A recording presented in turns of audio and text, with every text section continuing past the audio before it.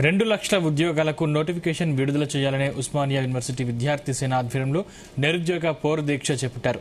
Assembly ఎన్నికల సమయంలో అనేక హామీలిచ్చిన సీఎం రేవంత్ రెడ్డి అధికారంలోకి వచ్చాక విస్మరించారని తెలిపారు. ఎన్నికల్లో ఇస్తానన్న నిరుద్యోగ భృతి ఏమైందని ప్రశ్నించిన నేతలు జాబ్ క్యాలెండర్ విడుదల చేయాలని డిమాండ్ చేశారు.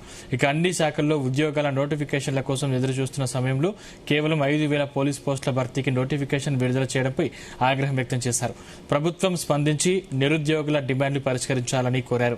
ఇక దీక్షకు అనుమతి లేదంటూ విద్యార్థి సేన రాష్ట్ర అధ్యక్షుడు శివప్రసాద్ బోయి పోలీసులు అరెస్టు చేశారు.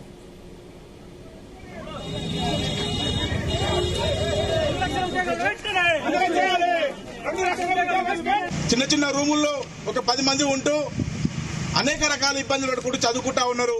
నిరుద్యోగుల ఆవేదనను అర్థం చేసుకోండి.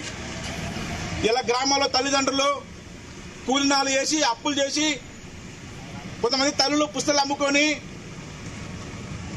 నిరుద్యోగుల వాళ్ళ భవిష్యత్తు కోసము వాళ్ళు చదువుకోవాలి, జాబ్ కొట్టాలని చెప్పే ఉద్దేశంతో డబ్బులు పంపిస్తా ఉన్నారు.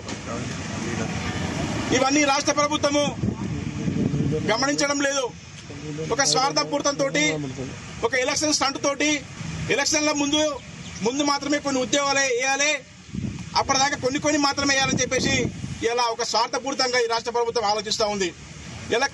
ఇలా పోలీస్ డిపార్ట్మెంట్ లో 20,000కు పోస్టులు ఖాళీగా ఉంటే 5,000 అని చెప్పేసి ముఖ్యమంత్రి గారు అంటారు, 7,000 అని చెప్పేసి పేపర్లు రాస్తవి. ఇంకో దిక్కు శ్రీనివాసరెడ్డి మంత్రి గారేమో త్వరలో 20,000 వేస్తామంటాడు.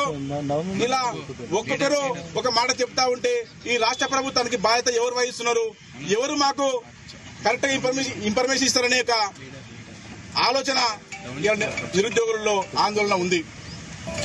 ఇప్పటికైనా రాష్ట్ర ప్రభుత్వము గమనించండి. ఒకసారి మీకు నిరుద్యోగులకు వాళ్ళ భవిష్యత్తు గురించి ఆలోచించే తీరిక లేకపోతే, మీకు చేత కాకపోతే మీరు దిగిపోండి.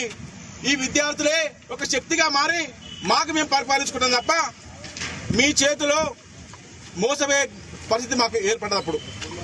ఇలా రాష్ట్రంలో నిరుద్యోగ యువత అంతా బతుకు భారంతో భవిష్యత్ అంధకారంతో ఆందోళనలో ఇలా ఉన్నారు. చిన్న చిన్న రూముల్లో ఒక 10 మంది ఉంటూ